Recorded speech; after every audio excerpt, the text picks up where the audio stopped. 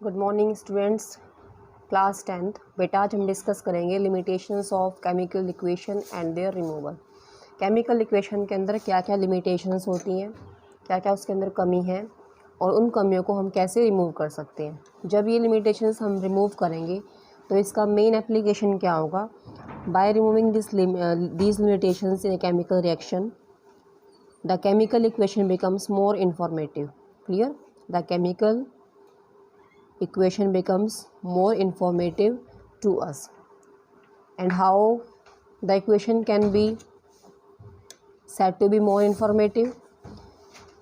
This includes a number of points such as indicating the physical state of reactants and products. This R stands for reactants and this P stands for products.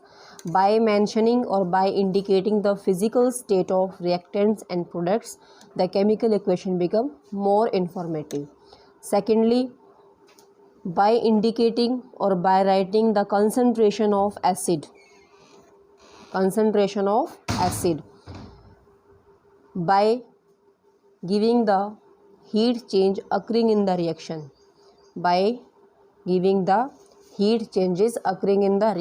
whether the reaction involves evolution or absorption of heat. And last one is the necessary condition or the condition under which reaction takes place, or we can say that the conditions which are necessary for completion of a reaction को हम कौन कौन सी condition supply करेंगे, कौन कौन से catalyst add करेंगे, क्या टेम्परेचर होगा, क्या प्रेशर होगा, वो सारी कंडीशंस होती हैं. So conditions necessary for completion of a reaction.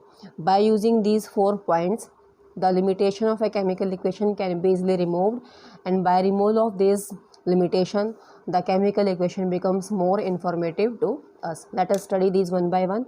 First is the physical state of reactants and products.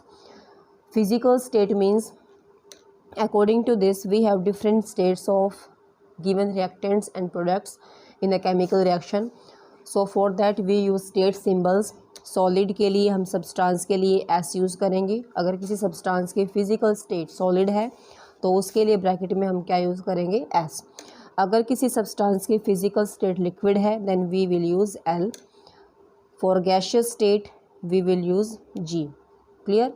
Gaseous state के लिए जी के अलावा हम एरो शो कर सकते हैं जिसमें जो पॉइंट है एरो का वो अपवर्ड आएगा. This arrow pointing upward indicating that the given substance is a gas which is evolving in the atmosphere.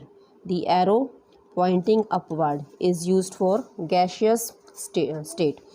If we have a solid dissolved in liquid, अगर हमारे पास कोई सब्सटेंस सॉलिड स्टेट में है उसको हमने किसी लिक्विड के अंदर डिज़ोल्व किया है, ठीक है, और लिक्विड हमारा सपोज क्या है, वाटर, तो उस केस में हम वहाँ पर एक्वस वर्ड यूज़ करेंगे. Clear?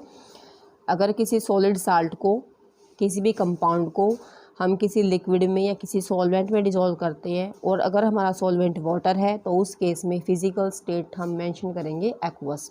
Clear? Aqueous means the solution in which solvent used is water. Clear बेटा? The solution in which solvent used is water. जिस रिएक्शन के अंदर या जिस कंपाउंड को डिज़ोल्व करने के लिए अगर सॉल्वेंट वाटर यूज़ करते हैं तो सॉल्यूशन कैसा होगा, एक्वस. अदरवाइज वो नॉन एक्वस कंसीडर होता है. क्लियर? तो ये स्टेट सिंबल्स यूज़ करके हम फिजिकल स्टेट मेंशन कर सकते हैं रिएक्टेंट्स के प्रोडक्ट्स की. उससे हमें आइडिया होगा कि कौन सा कंपाउंड किस स्टेट में प्रेजेंट है. सपोज एक रिएक्शन है, zinc reacts with dilute sulphuric acid to produce zinc sulphate with evolution of H2 gas. Clear? Now the first motive in this reaction is to indicate the state symbols. Zinc metal, metal की physical state क्या होती है, solid. Sulphuric acid हमने use किया dilute, और dilute कब बनता है, जब इसमें हम वाटर ऐड करते हैं. अब सॉल्वेंट हमने क्या यूज़ किया, वाटर, तो यहाँ पर क्या आ जाएगा, एक्वस. अगर आप एक्वस वर्ड यूज़ नहीं करते हो तो हम यहाँ पर डाइल्यूट वर्ड भी यूज़ कर सकते हैं. Clear? Next is zinc sulphate, salt form हुआ है, it is aqueous. H2 is a gas, हम यहाँ पर G यूज़ कर सकते हैं, और by replacing this G we can use arrow pointing upward. Clear? If the arrow is pointing downward, अगर किसी रिएक्शन में एरो है और वो डाउनवर्ड पॉइंट आउट कर रहा है, इट मीन्स वहाँ पर हमारे पास फॉर्मेशन हो रही है किसी सॉलिड रेजिड्यू की। Clear? In that reaction a solid residue is forming and this solid residue is called as precipitate. इस सॉलिड रेजिड्यू को हम बोलते हैं precipitate. In short form it is called as PPT. Clear? PPT की formation के लिए बेटा हम रिएक्शन कर चुके हैं, मैं लिख देती हूँ यहाँ पर। What happens when lead nitrate combines with potassium iodide, it result in formation of PbI2 plus potassium nitrate। हमने किया था ये topic characteristics of chemical reaction में, change in colour and formation of PPT. अब यहाँ पर जो ये PbI2 है, इसकी फिजिकल स्टेट अगर हम यहाँ पर सॉलिड लिखें, इस सॉलिड का मतलब क्या है कि ये जो कंपाउंड है वो किस फॉर्म में आ रहा है, सॉलिड फॉर्म में है, रेजिड्यू फॉर्म में है, और ये क्या बन जाएगा, पीपीटी। कलर यहाँ पर आता है बेटा इसका येलो। क्लियर? यहाँ तक सबको क्लियर हो जाएगा आई थिंक। सॉलिड के लिए एस यूज़ करेंगे, लिक्विड के लिए एल, गैसेस के लिए जी और एरो पॉइंटिंग डाउनवर्ड, एक्वस के लिए ए क्यू। अगर सॉल्यूशन के लिए डिसोल्यूशन में हमने वाटर को यूज़ किया है तो हम एक्वस वर्ड यूज़ करेंगे। अगर किसी रिएक्शन में कुछ सॉलिड फॉर्म बनता है प्रोडक्ट साइड में, जो ये रेजिड्यू या पीपीटी बनता है, it is always formed on the product side, right side बनेगा ये। तो उस पीपीटी को इंडिकेट करने के लिए हम यहाँ पर एरो लिखेंगे पॉइंटिंग डाउनवर्ड, या फिर हम ब्रैकेट में क्या लिख सकते हैं, एस। क्लियर? नेक्स्ट पॉइंट आता है हमारे पास concentration of the acid.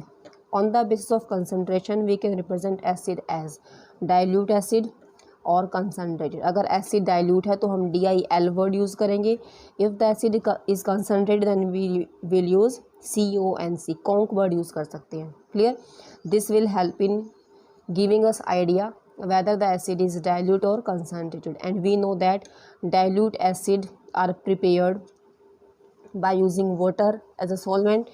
In this amount of water is very less or almost negligible, so these are harmful for us, these are not so harmful. Clear? Harmful means they will cause burning if they fall by chance on our skin. Third point is heat change in a reaction. How to indicate the physical state when the reaction is undergoing heat change? On this basis, reactions are of two types. One is called as exothermic, in which the heat is evolved, जिसमें heat बाहर की तरफ evolve होगी, that reaction is considered as exothermic. और जिस case में heat का absorption होगा, heat is taken inside, that reaction is called as endothermic. Clear? अगर हीट इवोल्यूशन होता है तो एक्सोथर्मिक रिएक्शन, अगर हीट का एब्जॉर्प्शन होगा तो रिएक्शन इज एंडो। एक और टर्म याद करो इसके लिए, दो वर्ड हैं, first is exo, second is endo. Exo means out. Clear? Exo means out, out means heat evolve होते हैं बाहर की साइड। एंडो यहाँ से लेके चलना एन, एन मीन्स इनसाइड। ठीक है? एन मीन्स अंदर की तरफ, इनसाइड। जिस केस में हीट एब्जॉर्ब होगी इनसाइड वो endothermic reaction, exo means out. जिस रिएक्शन में हीट बाहर की तरफ इवॉल्व होगी that is called as exothermic reaction. For example burning of coke in air. ठीक है? Coke means purest form of carbon, ये आपको राइट करवा चुकी हूँ पहले। Coke is the purest form of carbon और the pure form of carbon symbol is C. What is the physical state of carbon? Solid. Combines with oxygen, air means oxygen के साथ burning होती है, तो ऑक्सीजन की physical state क्या होती है? गैस। स्टेट सिंबल्स को हम साथ साथ मेंशन करेंगे अगर ज़रूरी है तो, अगर क्वेश्चन में पूछा गया है। Resulting in formation of carbon dioxide, physical state is gas. Now heat change is written here as plus heat. जिस केस में प्लस हीट लिखा है किस तरफ? प्रोडक्ट साइड में, इट मीन्स वो रिएक्शन कैसी होती है? Exothermic. Clear? The reaction in which is heat is written in the product side, it means these spaces combines to produce heat as well as the CO2 gas. That's why the reaction is said to be exothermic in nature. Next is burning of natural gas or methane, respiration process. These are also considered to be exothermic process. Rotting of vegetable matter. This is somewhat different concept. Rotting of vegetable matter, कई बार exam में multiple choice में question आ सकता है। अगर रोटनिंग word ना लिखा हो तो यहाँ पर डीकम्पोजिशन मिलेगा, डीकम्पोजिशन भी हो सकता है और रोटनिंग भी हो सकता है। सिंपल हमें पता है कि जो डीकम्पोजिशन रिएक्शंस होती हैं they are endothermic in nature, लेकिन ये ऐसा केस है रेयर केस है बेटा ये। इसमें रोटनिंग ऑफ वेजिटेबल मैटर या decomposition of vegetable matter into compost, this process is exothermic in nature. Clear? Some few more examples are also given in your book in supplement your knowledge under pink block, आपको वो भी पढ़ने हैं, ठीक है। अगर reaction हमारी endothermic है तो उस केस में जो हमने हीट प्रोडक्ट में लिखा है एंडो में, वो किसके साथ आ जाएगा? रिएक्टेंट के साथ।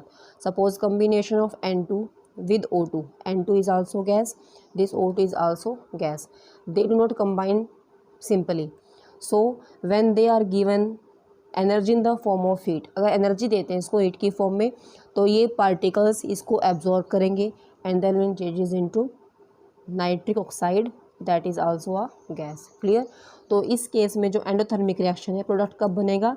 जब रिएक्टेंट हीट को एब्जॉर्ब करेंगे। जब तक हम हीट सप्लाई नहीं करेंगे तब तक इसकी फॉर्मेशन पॉसिबल नहीं होगी। क्लियर है पॉइंट? तो जिसमें रिएक्टेंट के साथ हीट लिखा है, जिस रिएक्शन में हीट हमने किसके साथ लिखा है? रिएक्टेंट के साथ प्लस हीट किया है, दैट इज़ एंडोथर्मिक रिएक्शन। और जिस केस में हमने लिखा प्रोडक्ट के साथ, वो रिएक्शन कैसी होगी? एक्सोथर्मिक रिएक्शन, क्योंकि प्रोडक्ट बनते हैं बाद में, ठीक है। प्रोडक्ट बाद में बनते हैं तो बाद में लिखेंगे इसमें हीट, ठीक है। रिएक्टेंट हम पहले लेके चलते हैं तो हीट यहाँ पर पहले लिखेंगे, ऐसे ध्यान रखने ला, ठीक है। लास्ट पॉइंट है इसके अंदर, conditions necessary for formation of a reaction.